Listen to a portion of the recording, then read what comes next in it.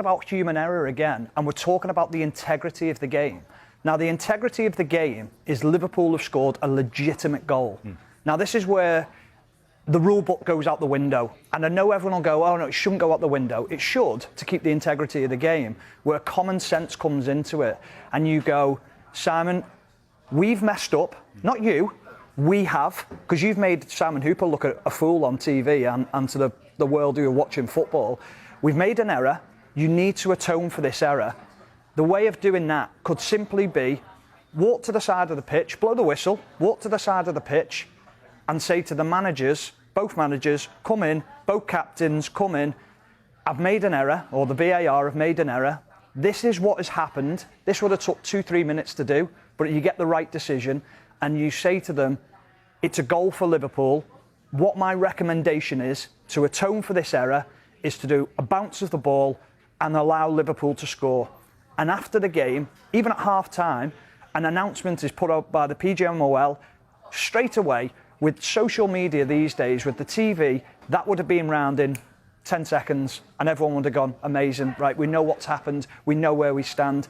Whereas now, they've made it look an absolute mess.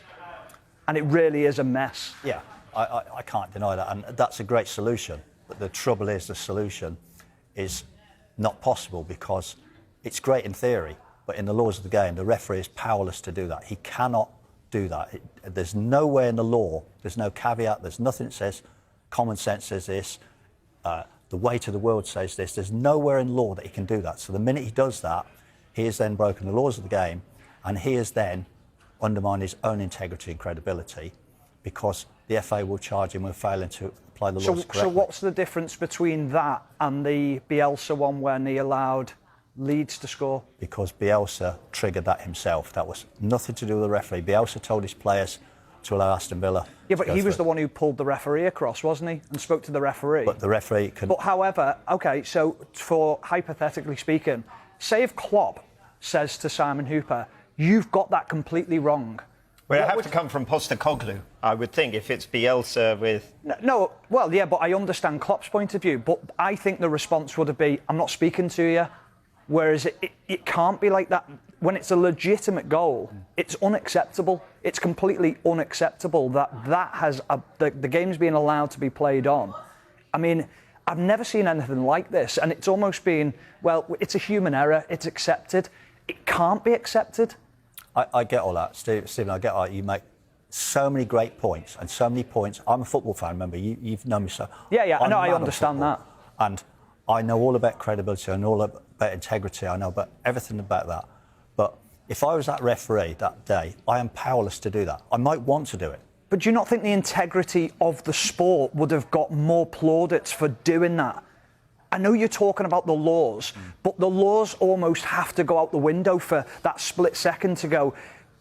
You think it would have been better now, we're talking about this hypothetically, but if this had gone to Howard Webb after the game and Howard Webb gone, you've done that wrong, you've made a mess of that, or do you think he'd rather deal with what we're dealing with now? Do you think what would have been easier to deal with for Howard Webb and for everyone surrounding the game to get the decision correct on the pitch, even if it was not within the actual law of the game, or to let it roll out like we're rolling out now? I think Howard Webb would have gone, do you know what? You've actually took a bit of common sense into it.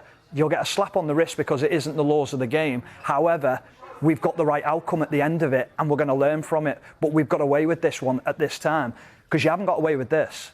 No. Because this is completely wrong. I think the only thing that I can say at that I can say for the referees, and I say the referees collectively because you've got to learn from it. Whatever happens from this, Stephen, there's no way ever this can ever happen again. You know, I made mistakes, I get penalties, it weren't penalties, I didn't get penalties, it were, and I did it. I repeat I get that as well. However, this can't happen again. But Dermot, now the integrity of the the VAR has been thrown into doubt. There's no confidence whatsoever in VAR at the moment, none whatsoever, and it's been heightened by this incident at the weekend. However, if you had corrected it and got it correct, you'd have gone, well, at least they've done the right thing. Whereas they haven't done the right thing, and they've done it, and they've not protected themselves, but they've got it completely wrong. Whereas if you'd have made that decision, suddenly that confidence would have been built within 20 seconds, 30 seconds of the incident.